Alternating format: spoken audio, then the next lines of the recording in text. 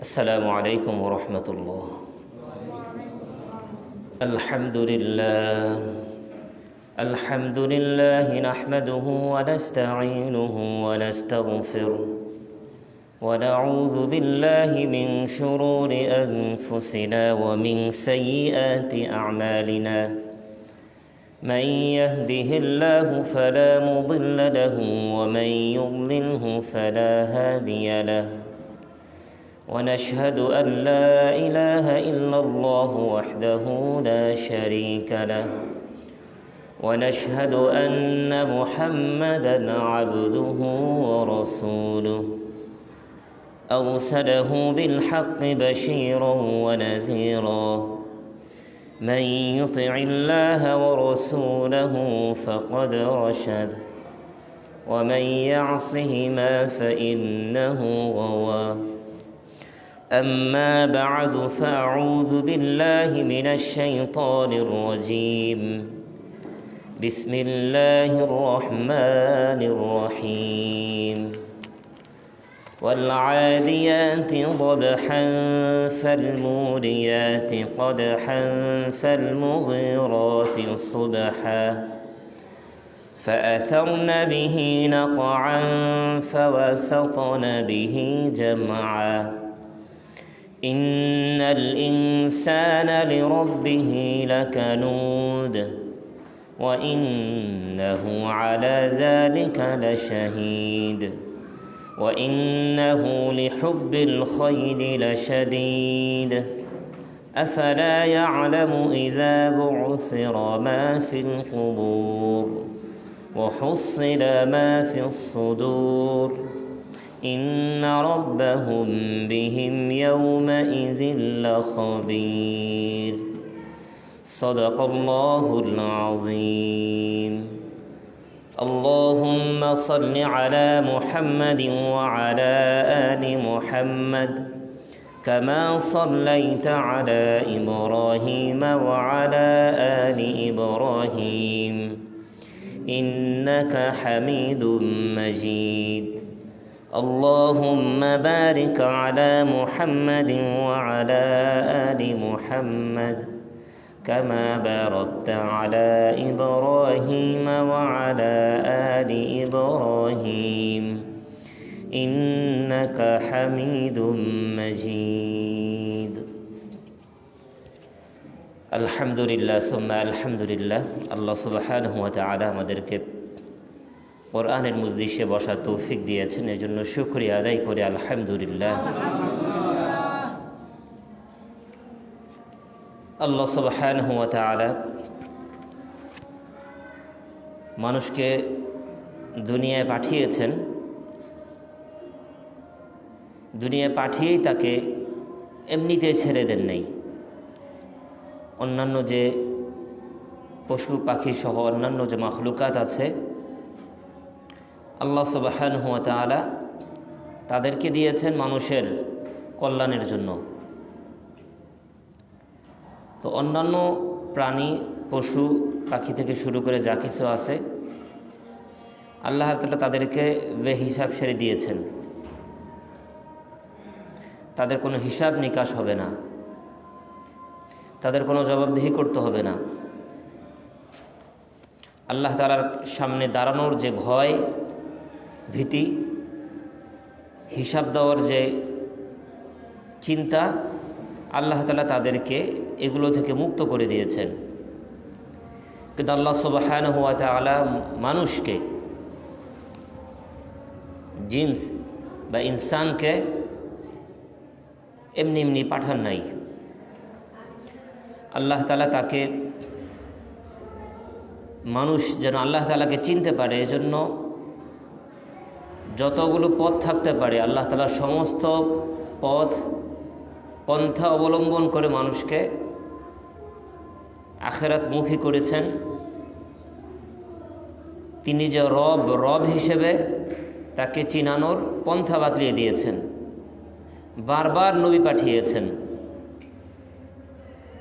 নবীর মাধ্যমে শুধু তৎকালীন নবীর জীবদ্দশায় তাকে দাওয়াত দেন নাই, যেন নবীর অবর্তমানেও সে নবীর কথাগুলো পেয়ে যায়, আল্লাহর কথাগুলো, দিক নির্দেশনা, হেদায়েত সে পায়। এই জন্য কিতাব প্রত্যেক নবীকে কম বেশি তার সাথে কিতাব নাজিল করেছেন, যেন নবীর অবর্তমানেও তার হেদায়েত থেকে যায়।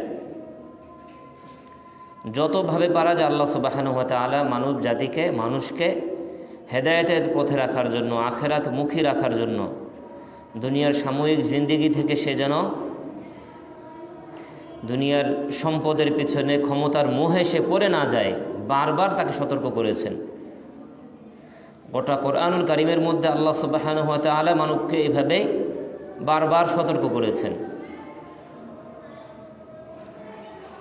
কোরআনুল কারীমের বিশাল একটা অংশ আল্লাহ সুবহানাহু ওয়া তাআলা এই বারবার মানুষকে আখিরাতের কথা স্মরণ করিয়েছেন। দুনিয়ার যে ক্ষণস্থায়ী, এটা বারবার বলেছেন। কোরআনুল কারীম কেউ যদি এরকম পড়ে তাহলে সেটা বারবার পাবে। এমন আল্লাহ সুবহানাহু ওয়া তাআলা কোনো একটা বিষয় একবার বলেছেন, পরবর্তীতে আলোচনা করেন নাই। আর একটা যখন বারবার আলোচনায় আসে এবং বিভিন্ন পন্থায় আল্লাহ সুবহানাহু ওয়া তাআলা মানুষকে বারবার স্মরণ করিয়ে দিয়েছেন। তো আল্লাহ সুবহানাহু ওয়া তাআলা আমাদের আজকের যে সূরা, সূরা আদিয়াত, কোরআনুল কারীমের 100তম সূরা, এই সূরার মধ্যে আল্লাহ সুবহানাহু ওয়া তাআলা মানুষকে সে যে দুনিয়ার সম্পদের মোহে, সে যে দুনিয়ার এই সাময়িক সম্পদের মোহে পড়ে সে যে আখিরাতকে ভুলে যাচ্ছে, এর পরিণতি তার জন্য ভালো হবে না, এটা আল্লাহ সুবহানাহু ওয়া তাআলা এই সূরার মধ্যে আবার স্মরণ করিয়ে দিয়েছেন। এবং স্মরণ করিয়ে দিতে যে আল্লাহ সুবহানাহু ওয়া তাআলার তাকে কথার গুরুত্ব বোঝানোর জন্য কিছু কসম খেয়েছেন, যেটা আমাদের ইতিপূর্বের আলোচনায় আমরা শুনেছি, আলোচনা হয়েছে।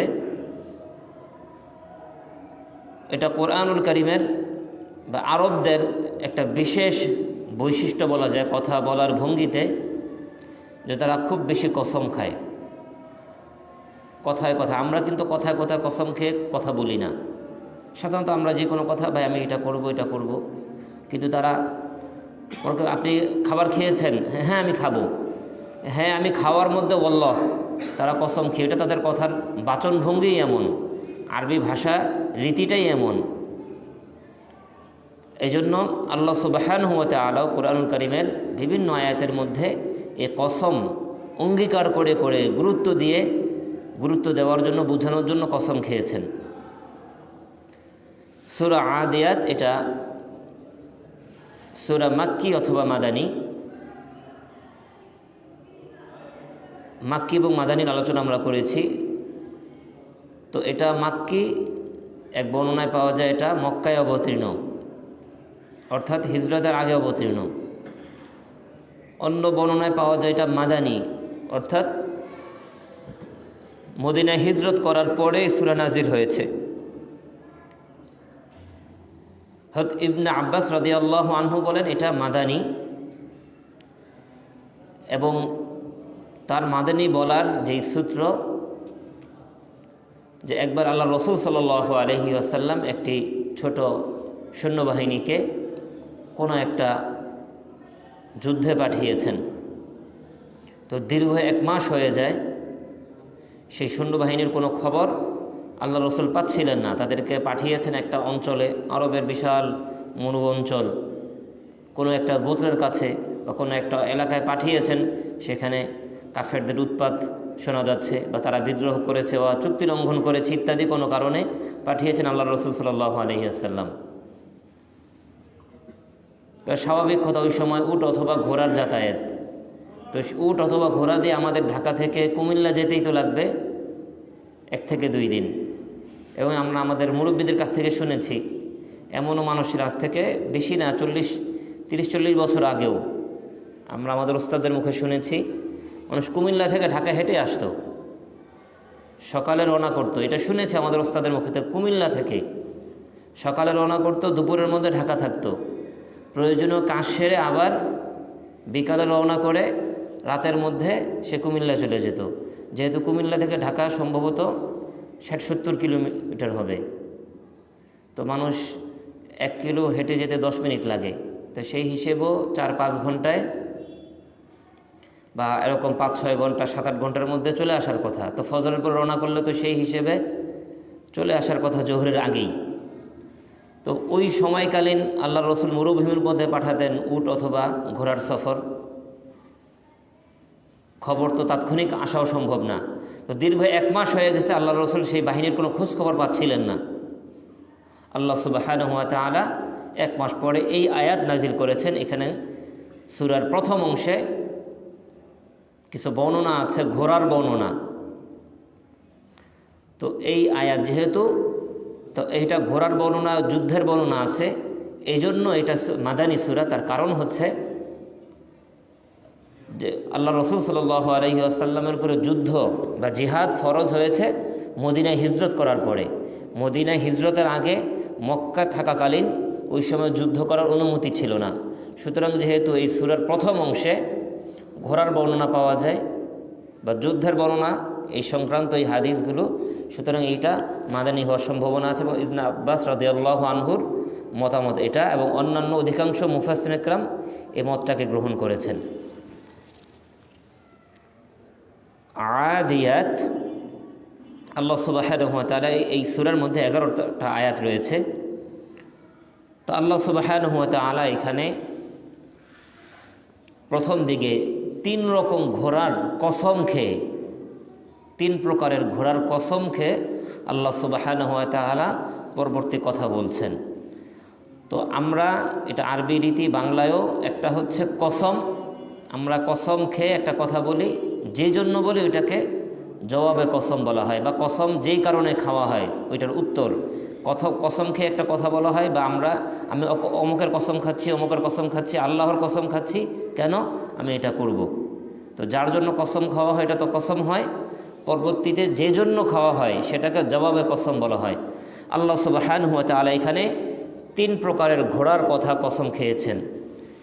ওয়াল আদিয়াতি যবহা, কসম ওই অশ্বগুলোর যেগুলো ঊর্ধ্বশ্বাসে ধাবমান।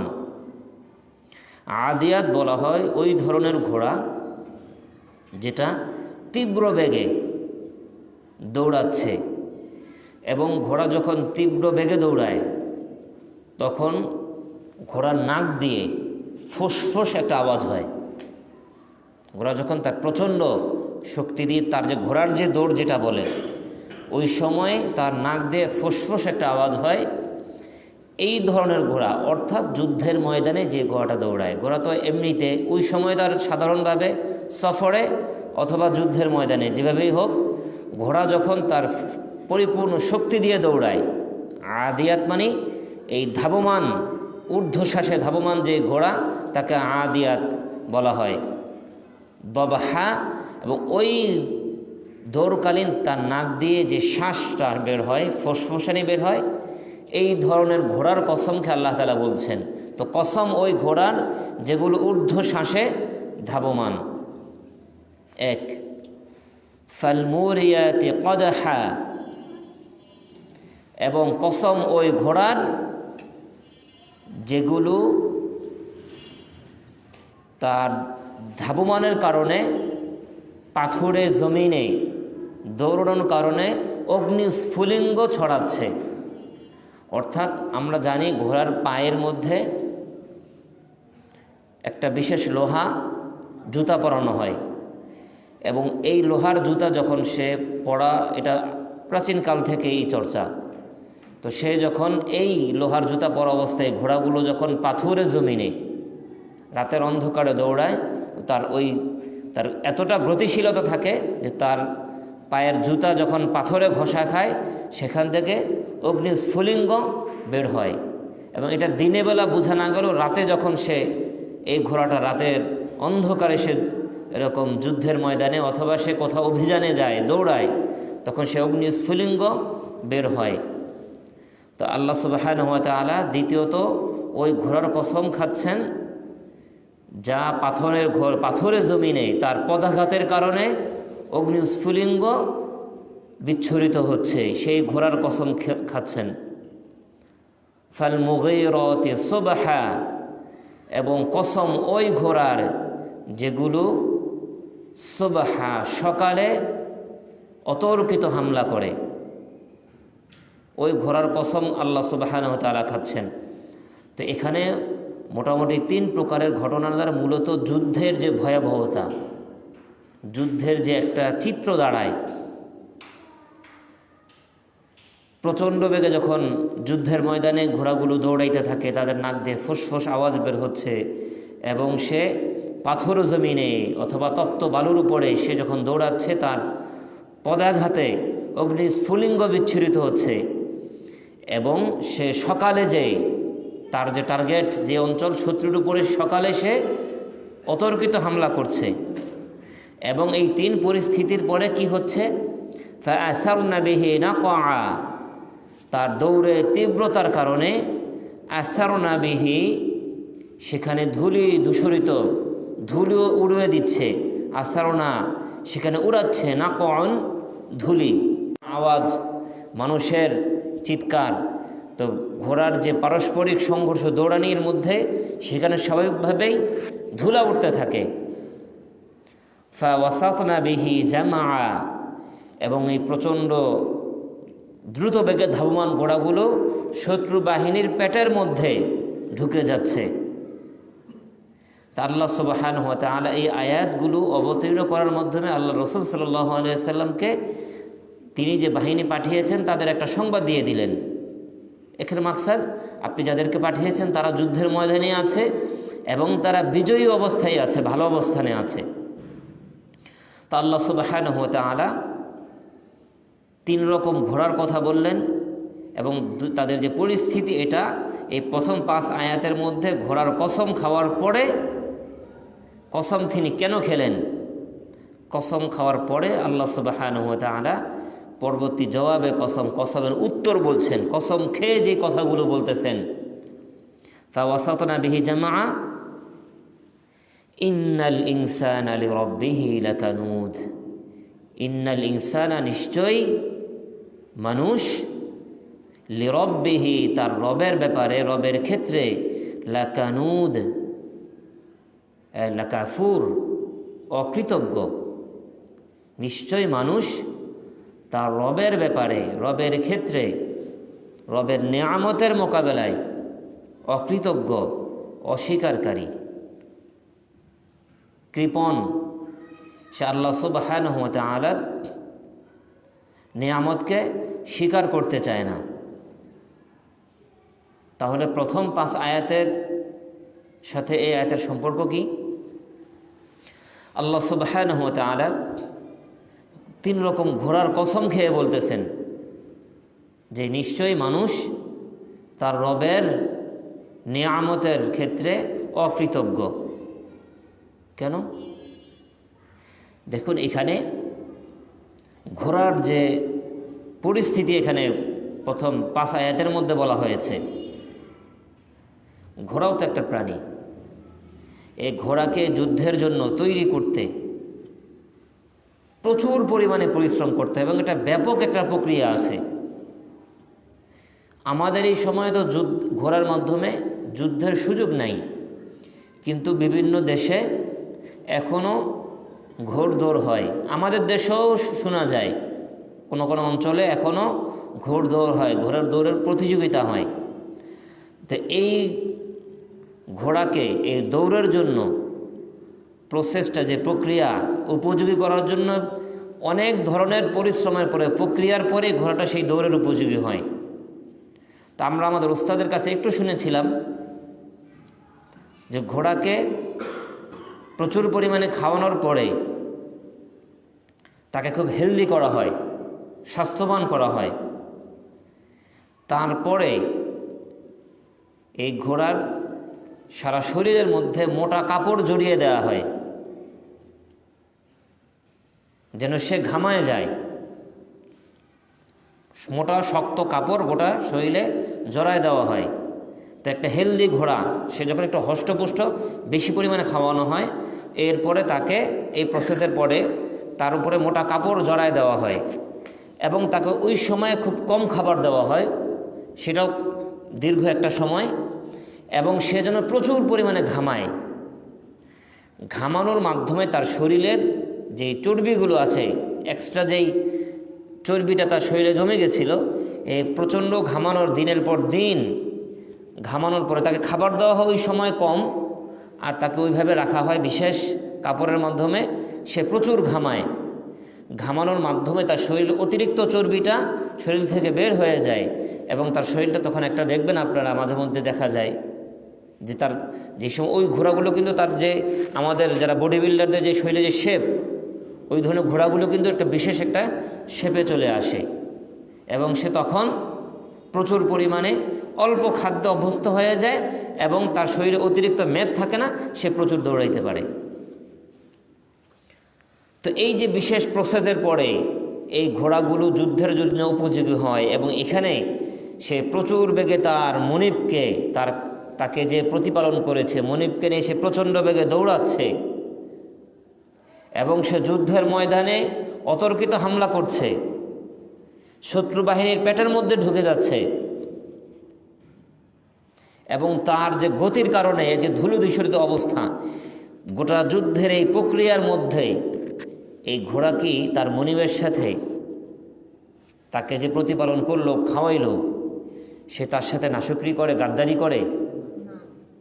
ঘোড়া কিন্তু যুদ্ধের ময়দানে, এটা আপনারাও শুনে থাকবেন, পৃথিবীর মধ্যে যতগুলো প্রাণী আছে তার মধ্যে দুইটা প্রাণী সবচেয়ে বেশি মনিবভক্ত, একটা হচ্ছে ঘোড়া আর একটা হচ্ছে কুকুর।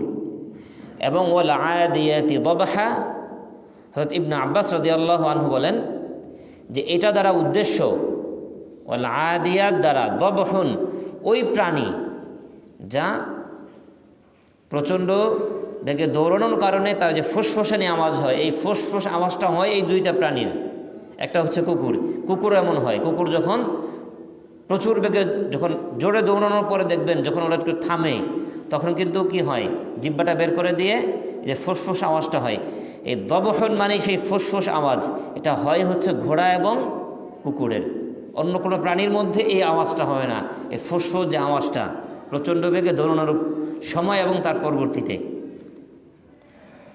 তো ঘোড়া কিন্তু এই যে যুদ্ধের ভয়াবহতা, সে তার মনিবকে নিয়ে কিন্তু যুদ্ধের ময়দানে ঢুকে যাচ্ছে, এবং মনিবও নিহত হয়, মাঝে মধ্যে ঘোড়াও তীর খেয়ে নিহত হয়, কিন্তু সে কিন্তু ওই সময় সেখান থেকে সে ব্যাক করে না।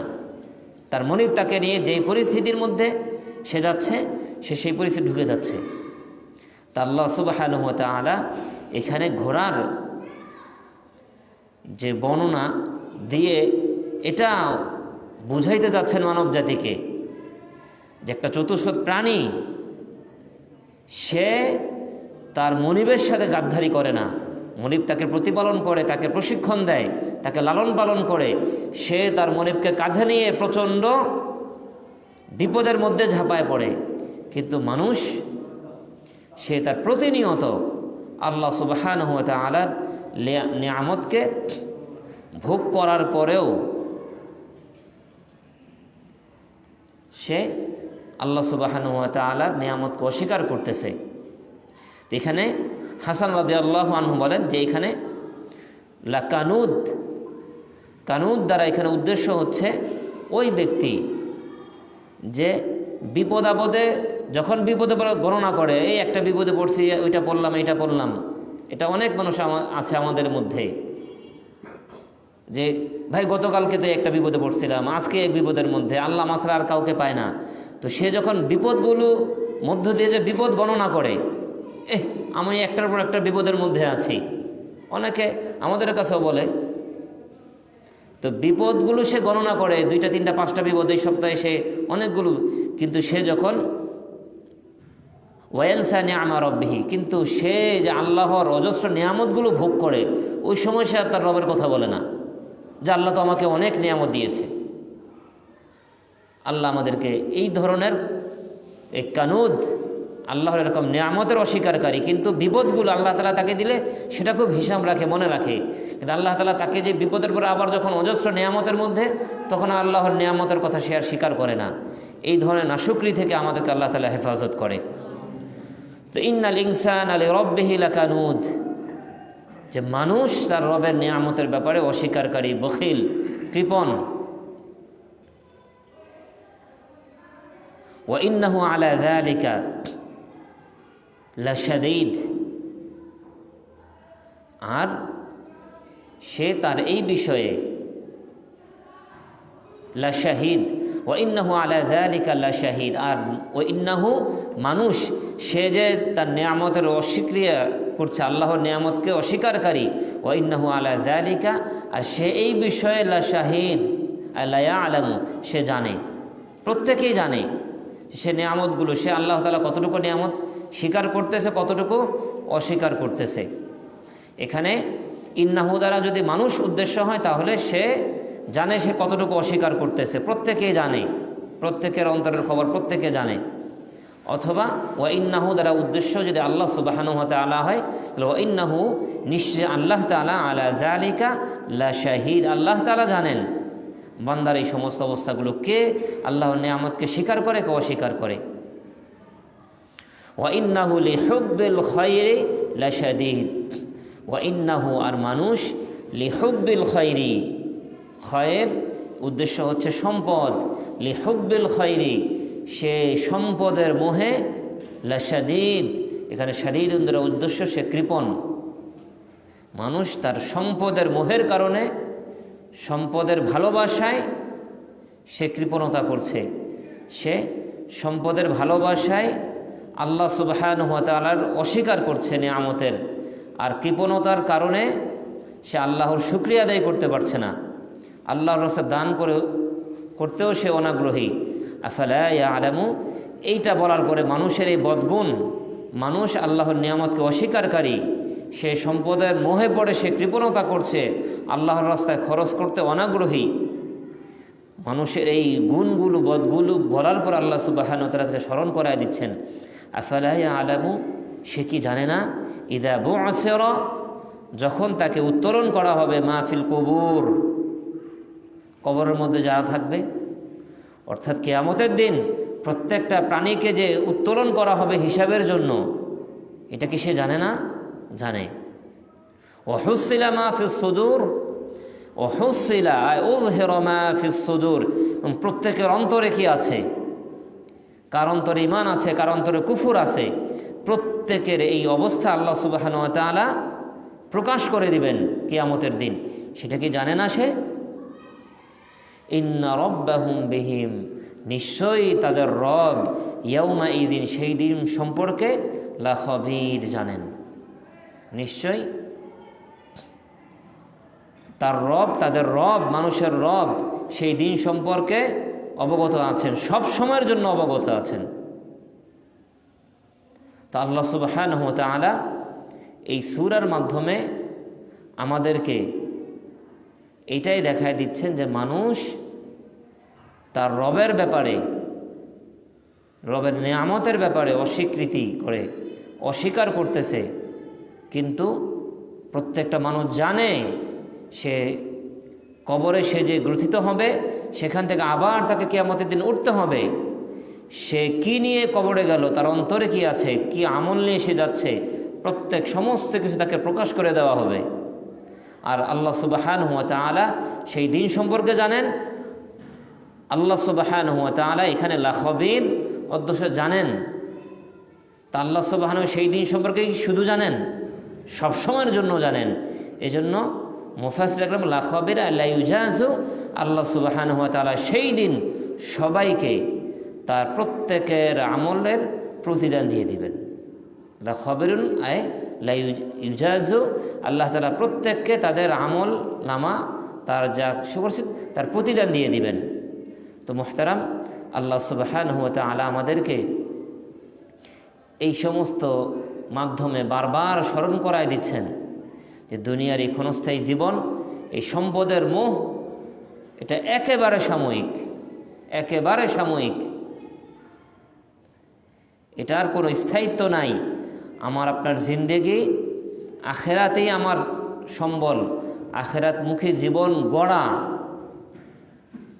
দুনিয়ার মোহ থেকে জীবনকে সরে নেওয়া, আখেরাতেই আমার চূড়ান্ত গন্তব্য, এটার ব্যাপারে আমাকে সব সময়ের জন্য সতর্ক থাকতে হবে এবং দুনিয়ার কোনো মোহ যেন আমাকে না পায়।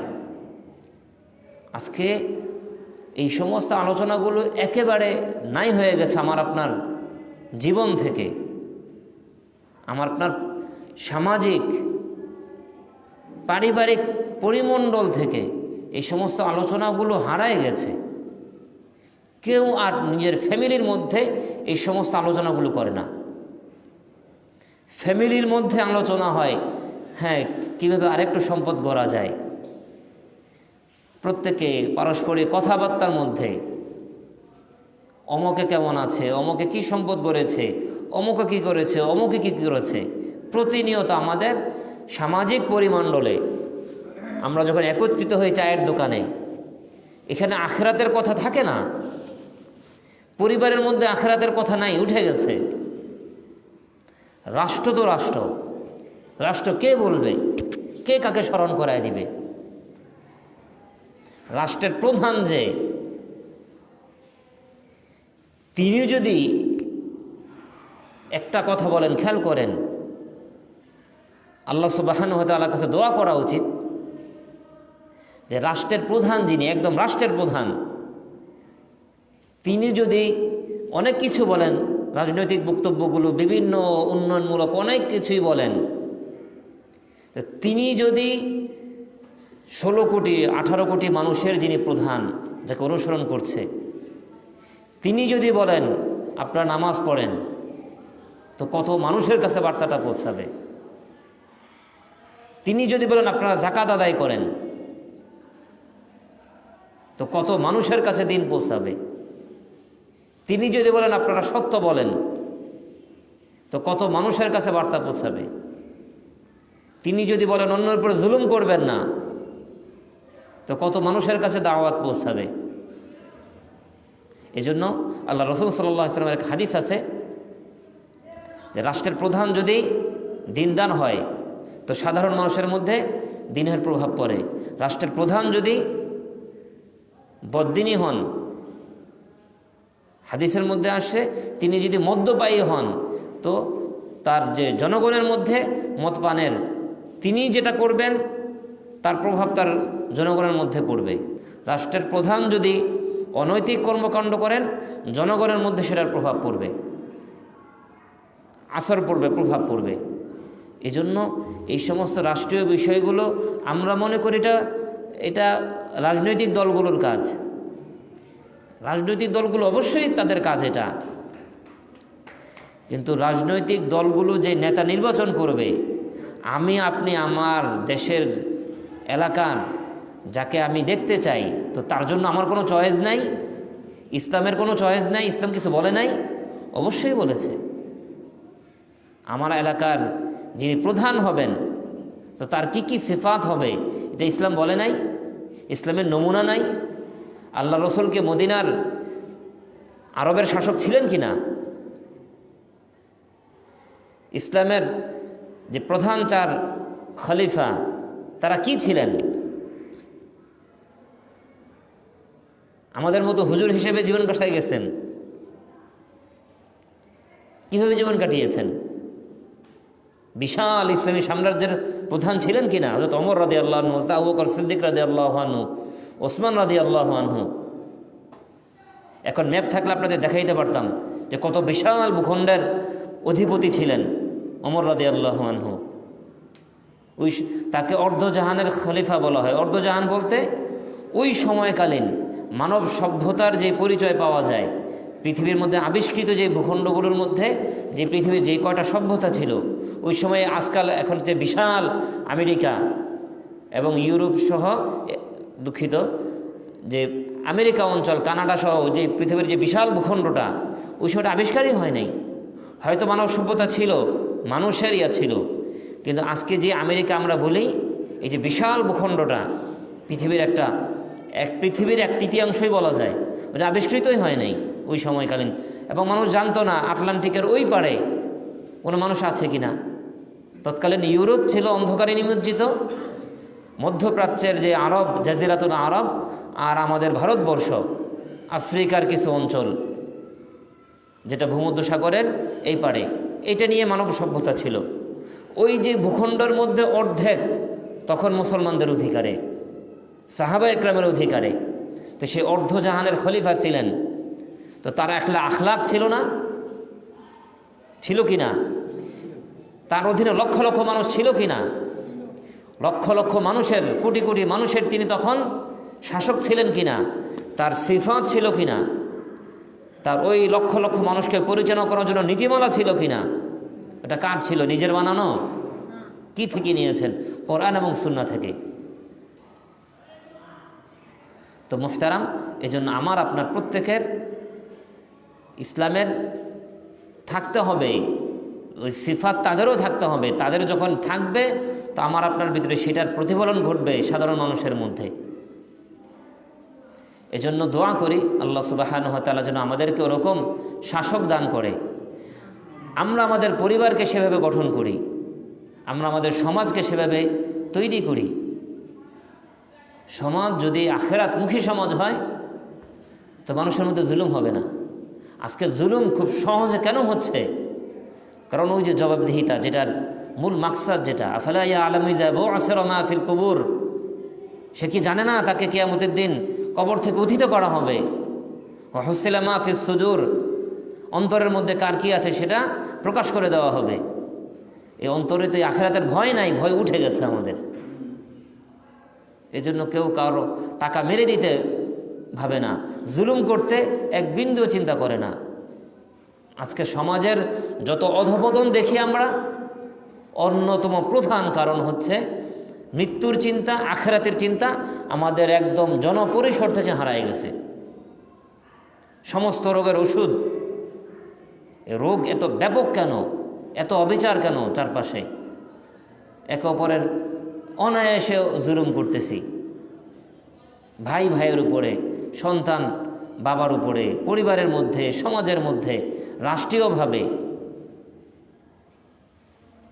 সব জায়গা থেকে অনেক কিছু আলোচনা হচ্ছে, অনেক কিছু আলোচনা হয়, কিন্তু আমার পরিবারের মধ্যে সন্তানকে ওইভাবে একটু আখিরাতমুখী করে দেওয়া, দুনিয়ার সাময়িক থেকে সে যেন বাবা এটা করলে তুমি আল্লাহ তাআলা তোমাকে আখিরাতে দিবে, এই যে ছোট সন্তানকে এভাবে আখিরাতমুখী করে তোলা, নিজের স্ত্রী, সন্তানকে, পরিবারের সকলকে, এই আলোচনাগুলো নাই। এজন্য মুহতারাম, প্রত্যেকটা ব্যক্তির জিম্মাদারি, আমি আপনি প্রত্যেকেই কোরআনের দাওয়াতগুলোই এটা, যে আমি আমার পরিবারকে সেভাবে করে তুলব, আখিরাতমুখী হিসেবে করে তুলব। আল্লাহ সুবহানাহু ওয়া তাআলা আমাদের সকলকে, আমাদের প্রত্যেকের নিজেকে, নিজের পরিবারকে, সমাজকে আখিরাতমুখী হিসেবে গড়ে তোলার তৌফিক দান করেন। ওয়া মা আলাইনা ইল্লাল বালাগ ওয়া আখিরু দাওয়ানা আলহামদুলিল্লাহি রাব্বিল আলামিন।